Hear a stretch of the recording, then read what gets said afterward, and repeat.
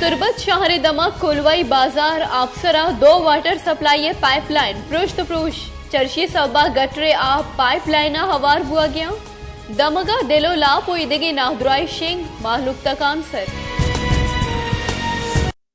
बलूचिस्तान दमक तुर्बता कोलवाई बाजार आपसरा water supply pipeline पृष्ठ प्रोशी आमाचम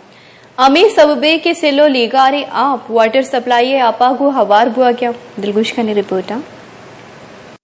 तुर्बत के इलाके कोलवाई बाजार आपसर में वाटर सप्लाई की पाइप लाइनें टूट फूट का शिकार हो चुकी हैं, जिसके बायस गटर का पानी वाटर सप्लाई के पानी में जमा हो रहा है और इलाके में मुख्तलिफ बीमारियां फैल रही हैं। वाटर सप्लाई का पानी सड़कों पर जमा होने से सड़कें भी जगह जगह से टूट चुकी हैं, जिससे इलाके के अवाम को शदीद मुश्किलात का सामना करना पड़ रहा है। आपसर के रिहायशियों का कहना है कि सर अनु यक नो के वाटर सप्लाई बनेता अनु डॉक्टर अनु ठेकेदार याचिया अलका पे मांगता